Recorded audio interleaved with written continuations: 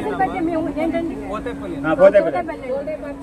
కేసాలు కూడా తెచ్చి మా ఇంటి ముందు మీరే కావాలని వేయించారు అని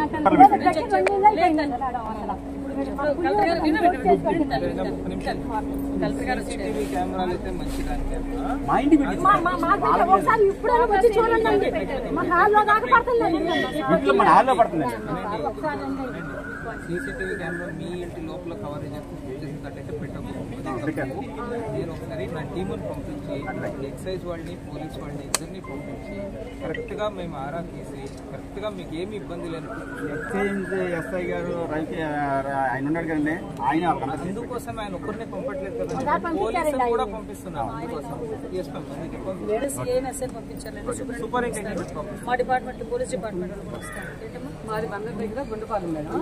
ఆదర్శ ఇవ్వండి మేము చక్కగా కట్టుకుని చక్కగా గ్రూపులు అన్ని ఎవరో వచ్చి మాకు తెలియకుండా వేరే ఒక అమ్మాయిని పెట్టేసారు. లోన్స్ అవ్వకుండా చేస్తున్నారు మేడం. చక్కగా కట్టుకున్నాం. మా అన్న నాయకులు వాళ్ళ భార్యలు గ్రూపుల్లో లేరు మేడం. మాకు 8 నెలల నుంచి అసలు ఇబ్బంది మేడం. లోన్లు వచ్చి ఆపేస్తున్నారు.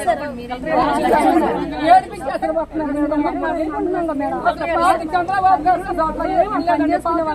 పని చేసుకునే వాళ్ళు కదా మేడం, లోన్లు వచ్చి ఆపేస్తున్నారు మేడం. అసలు ఎంత బాధగా ఉంటుందో మేడం. ఇప్పుడు ఆదర్శ యువ అంటే అసలు మంచి పేరుంది మేడం. చక్కగా కట్టి చక్కగా చేసుకుంటామండి. మీటింగ్ పెడతామండి, ఎలకాడు పెట్టుకోకుండా మీటింగ్ పెడితే మీటింగ్ రావట్లేదండి. వేరే వాళ్ళండి. మరి మా భర్తకు మరి 65 సంవత్సరాలు వచ్చినాయి. మరి నాకు సొత్తేనేమో మళ్ళీ మన ఆటోటాకి ఆపరేషన్. ఆయన తేవాలి, నేను తినాలి. మాకు మగపిల్లలు లేరు, ఆడపిల్లలకి ఏదో దారి చేసుకున్నాం. ఈ వయసులో ఉండగానే వాళ్ళ మీద పడితే మాకు ఎవరు తెచ్చి పెడతారో. మరి ఆయన చేసుకున్నది ఇప్పుడు 3 నెలల నుంచి అసలు పనికి వెళ్తలా. ఆయనకి చిన్నప్పటి నుంచి అలవాటు ఉంది. ఈ దగ్గర మనగా ఉండి పనికి వెళ్తాం వాళ్ళని తెచ్చుకున్నది ఏదో 150 ఇచ్చేవాడు. ఆ 150 కూడా ఇవ్వల 50 రూపాయలు కూడా పెగ్గిలు లెక్కనని రోజుకి 4 సార్లు 5 సార్లు తిరిగి ఆ పెగ్గిలు లెక్కన ఆ లైన్లోకి తిరుగుతున్నాడు, తాగుతున్నాడు. ఇంటికి వచ్చి మరి అన్నం వండుకుంటే కూర లేదు, కూర వండుకుంటాకి కూడా లేవు. 100 రూపాయలు ఏంటో కూరగా రావట్లా. అందులో ఎచ్చాలి ఎన్ని కావాలి. మరి నేనైతే మరి టిఫిన్ చేసి బిడ్డలు వేసుకోవాలి. నేను బతకాలంటే మా భవిష్యత్తు చాలా తేడాగా ఉంది. మాకు మంచి అంత కావాలంటే ఈ బ్యాందీ షాప్ని ఇక్కడి నుంచి ఈ దగ్గరలో ఉన్న దాన్ని దూరంగా ఎక్కడికన్నా మీరు పెట్టుకోండి. మాకు మా అవకాశాన్ని మా మనిషి అందుగా ఇంకా మా ఎంటోళ్ళు ఎంతోమంది ఉన్నారు. అందరూ మరి వచ్చారో ఎండాలని కష్టపడుకుంటా వెళ్ళిపోయారో. మరి అందరూ నిలబడి ఉండాలంటే ఉండరు. కాబట్టి మేము 10 మంది నుంచి మాట్లాడుతామని మీరేమో అనుకోవద్దు. మా ఉన్న యాదన మా బాధ మీకు చెప్పుకుంటున్నాం. అదొకటి. తల్లిదండ్రులు బిడ్డలను కంటాం కానీ బిడ్డలు రాతలను కనము. మరి ఆ బిడ్డలు ఈడిపోయానికి వచ్చి వాళ్ళు మరి ఎన్నటికీ పెళ్ళి అవుతులేదని తాగుడు మొదలెట్టి మరి ఆ తాగుడుకు బానుస్ అయిపోయి దగ్గరుంటాం మొలని వాళ్ళకు మరి మ్యారేజ్ అవ్వక ఇంకా రోడ్ల మీద పడిపోతున్నారు. మరి ఆ తల్లి తండ్రి ఎంత బాధపడాలి. మరి వాళ్ళ గురించి అయినా సరే మీరు ఈ బ్యాందీ షాప్ నుంచి దూరంగా మీరు అమ్ముకోవద్దని, వ్యాపారం చేసుకోవద్దని అంటలా చేసుకోండి. ఇప్పుడు దూరాన్ని ఉంటే ఒక్కసారే వెళ్తాడు కష్టపడుకున్నవాడు. దగ్గరుండడం వాళ్ళని 50 రూపాయలు కూడా పెగ్గిలు లెక్కనేస్తున్నారు. దాన్ని దూరం చేయమని మేము అడుగుతున్నాం. దీన్ని ఎంతైనా మీరు అంగీకరించాలి.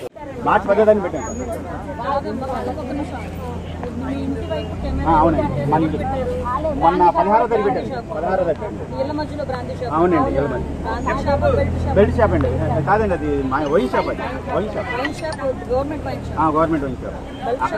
బెల్ట్ షాప్ కాదు, వైన్ షాప్. వాళ్ళు అక్కడే తాగుతున్నారు, అక్కడే బాటిల్ పెట్టుకుంటారు.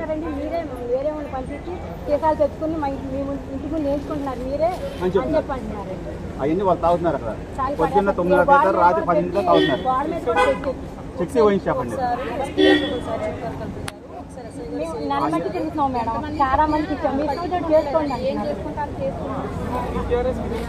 లేదు సార్, మా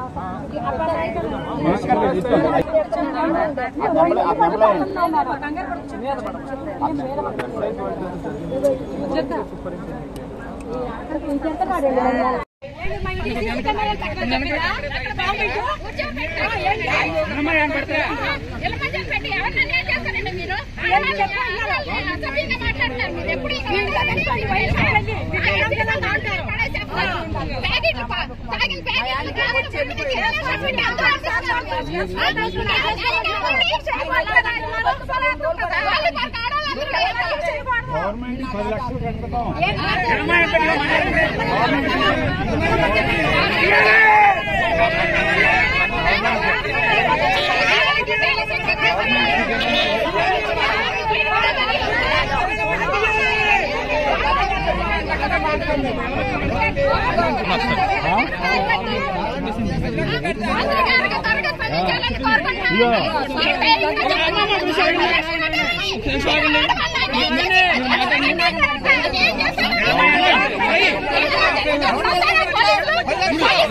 వచ్చేది వైన్ షాపులు ఎలా మధ్యలో పెట్టించి ఏదన్నా అన్యాయం జరిగినప్పుడు పోలీసులు వచ్చి అప్పుడు ఏం చేస్తారండి మీరు? అసలు ఇంటికి అసలు ఇవ్వడానికి లైసెన్స్ ఇళ్ళ మధ్యలో పెట్టడానికి మీరు ఏమొచ్చారు? లైసెన్స్ ఓట్లు అడగడానికి మాత్రం ఆడవాళ్ళు కావాలి. ఆడవాళ్ళు మీటింగ్ మీరు మీటింగ్ పెట్టించారు. ఆడవాళ్ళు కావాలి. ఆడవాళ్ళు బాధ ఎవరికి అర్థం కాదా మీకు? నా పేరు దాసరి నాగలక్ష్మి అండి. మాది పోతేపల్లి గ్రామము. మా జ్యువెలరీ పార్క్ ఎదురుగా మా ఇళ్ల మధ్యలో శక్తి వైన్ షాపు గత మార్చి 9వ తారీఖున పెట్టారండి. ఆ షాపు పెట్టే వరకు కూడా మాకు తెలియదు ఇక్కడ శక్తి వైన్ షాప్ అనేది పెడుతున్నారని. మాకు ఎవరు చెప్పలేదు, మమ్మల్ని ఎవరు అడగలేదు. మీ ఇళ్ల మధ్యన షాప్ పెడుతున్నాము మీకు ఇష్టమేనా అని మాకు ఏమి ఇన్ఫర్మేషన్ తెలియదండి. 10వ తారీఖు ఉదయాన్నే మాకు తెలిసింది. బోర్డులో అవన్నీ చూసేసరికి అదేంటి ఇక్కడ వైన్ షాప్ పెట్టడం ఏంటండి అని మా చుట్టుపక్కల ఆడవాళ్ళందరూ మమ్మల్ని సంప్రదించారు. ఏంటండి ఇక్కడ పెట్టారు, రేపొద్దున అల్లర్లు జరుగుతాయి అని వచ్చి మా దగ్గర చెప్పుకున్నారండి. అందుకనే మా ఇంటి పక్కన గుండుపల్లి నాగరాజు గారు మేము కొంతమంది కలిసి పేపర్ మీద సంతకాలు పెట్టుకుని కొల్లూరు రవీంద్ర గారికి డైరెక్ట్గా ఇచ్చామండి ఇక్కడ తీసేయమని. ఆయన ఏమన్నాడంటే అవునమ్మా ఇళ్ల మధ్యన పెడుతున్నారని మాకు తెలియదు, మేము తీపిచ్చేస్తాం 15 రోజుల్లోపు అని చెప్పారండి. సరేనని మేము వచ్చేసాము. తర్వాత మళ్ళీ 10వ తారీఖున మేము కంప్లైంట్ ఇచ్చాము. 18వ తారీఖున పర్మనెంట్ లైసెన్స్ ఇచ్చారని తెలిసింది. ఏంటండి మేము ఇలా లైసెన్స్ చెప్పాం కదా మాకు ఇబ్బందిగా ఉంటుంది, గొడవలు జరుగుతున్నాయి, ఆల్రెడీ అల్లర్లు జరుగుతున్నాయి, పెట్టి 15 రోజులు అయిపోయింది ఇంకా తీయలేదేంటని అడిగాము. ఆయన ఏమీ స్పందించకుండా ఉన్నాడు.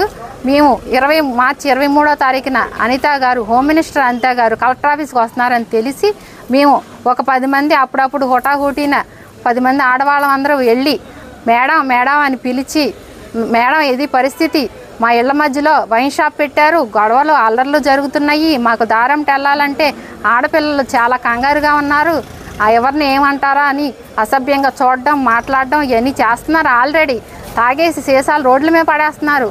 ఆ ప్యాకెట్లు గ్లాసులు అన్నీ ఎగిరి మా ఇళ్లకు వస్తున్నాయి, మాకు చాలా ఇబ్బందిగా ఉందండి, కొద్దంతా చెప్పండి మీ చర్యలు తీసుకోమని హోమ్ మినిస్టర్ గారికి చెప్పామండి. ఆవిడ సానుకూలంగానే స్పందించారు. సరేనమ్మా నేను పరిష్కారం చేస్తాను మీరు ఇంటికి వెళ్ళండి కంగారు పడబాకండి అని చెప్పారు. మేము వచ్చాము. తర్వాత ఎస్ఐ గారు మాట్లాడారు. ఎస్ఐ గారు ఏం చెప్పారంటే అమ్మ మీకు రక్షణ కల్పిస్తాం, మేము మీకు ఏ ఇబ్బంది లేకుండా మేము చూస్తాము, కానీ మీరు మంత్రి గారితో మాట్లాడుకుని దాన్ని వేరే చోటకు మార్చుకోమని సలహా ఇచ్చారండి. అయితే మేము మంత్రి గారికి చెప్దామని ఆఫీస్కి వెళ్ళాము. మంత్రి గారు పిఏ గారు ఏమన్నారంటే మంత్రి గారు లేరు మీటింగ్లో ఉన్నారు, మంత్రి గారు వచ్చిన తర్వాత మీకు చెప్తాము అప్పుడు వచ్చి మీరు మంత్రి గారికి చెప్పుకోండి. మేము ఇలా చెప్పాము ఏమండి మేము కొల్లూరు రవీంద్ర గారికే కావాలని మేము ఓట్లేసి గెలిపించుకున్నామండి, మాకు ఆయన ఏదో మంచి చేస్తాడని. ఇలా మేము మమ్మల్ని ఆఫీసుల చుట్టూ తిరగడం బాగుందండి, మీకు ఇలా చేయడము కొంచెం మంత్రి గారికి ఫోన్ చేయండి అండి నేను మాట్లాడతాను అని చెప్పానండి. ఆయన అన్నారు మంత్రి గారు మీటింగ్లో ఉన్నాడమ్మా నేను చెప్తాను ఆయన వచ్చిన తర్వాత మీరు ఆయనతో మాట్లాడండి, ఆయన సంతకం పెడితేనే పని అవుతుందని మంత్రి గారు పిఏ గారు కూడా చెప్పారండి. ఇప్పుడు ఈ 4 రోజుల్లో మాకు ఏం ఫోన్ రాలేదు మంత్రి గారి దగ్గర నుంచి కానీ మంత్రి గారి పిఏ దగ్గర నుంచి కానీ. ఇక ఈ ఆడవాళ్ళందరూ ఏమంటున్నారంటే ఇంకా ఎన్ని రోజులు ఇక్కడ పెడతారు, ఇంకా ఎన్ని రోజులు మనం ఈ టార్చర్ భరించాలి, ఇప్పుడుకన్నా మనం రోడ్డు మీదకి వెళ్ళి ధర్నా చేద్దాం రండి అని అందరూ మమ్మల్ని ఫోర్స్ చేసి జ్యువెలరీ పార్కులో వర్క్ చేసే ఆడవాళ్ళందరూ కూడా జ్యువెలరీ పార్క్ వాండర్లకు కూడా మొరపెట్టుకుంటున్నారండి. మేము సాయంత్రం పూట దారంటే వెళ్ళిపోతున్నామండి, మాకు మగవాళ్ళు మద్యం సేవించి రోడ్ల మీద నుంచుంటున్నారు, మాకు భయంగా ఉంటుంది, మా మగవారు వచ్చి మమ్మల్ని తీసుకెళ్లేదాకా మేము కంపెనీలోనే ఉండాల్సి వస్తుందని వాళ్ళందరూ చెప్పుకుని చాలా బాధపడుతున్నారండి. ఆ బాధను ఈరోజు మేము గవర్నమెంట్కి తెలియాలని ధర్నా రూపంలో రోడ్డెక్కి 200 మంది ఆడవాళ్ళందరూ కలిసి ధర్నా చేయడానికి రోడ్డెక్కామండి. మంత్రి గారు దీని మీద త్వరగా స్పందించి మంత్రి కొల్లు రవీంద్ర గారికి ఎంతైనా త్వరగా ఇళ్ల మధ్యన ఉన్న వైన్ షాప్ తీపించి మా ఆడవాళ్ళ బాధలు అర్థం చేసుకుని ఆడవాళ్లే కదండి రేపొద్దున ఓట్లు వేయాలన్నా ఏం చేయాలన్నా ఇంటికి దీపం వెళ్ళాలంటారు, మరి ఆడవాళ్ళ సమస్యని ఎవరు పట్టించుకోరండి. ముందు ఎవరు తాగుతారండి? మగవాళ్ళు తాగుతారండి. తాగిన ఆడవాళ్ళకే కదండి బాధ. వాళ్ళు తాగి ఇంటికి వచ్చి కొడితే ఎవరిదండి బాధ? ఆడవాళ్ళకే కదా. తాగి డబ్బులు పాడు చేసుకుంటే ఆడవాళ్ళకే కదా. అవును, ఇంటికి ఇళ్ల మధ్యన కాకుండా దూరంగా పెట్టుకుంటే వాళ్ళకి ఇష్టమైన వాళ్ళు తాగుతారండి వెళ్ళి. దానికి మాకేం అభ్యంతరం లేదు. మా ఇళ్ల మధ్యన మాకు ఇబ్బందిగా ఉంది. ఆడవాళ్ళ గౌరవం భంగం అయ్యేలాగా ఉంది.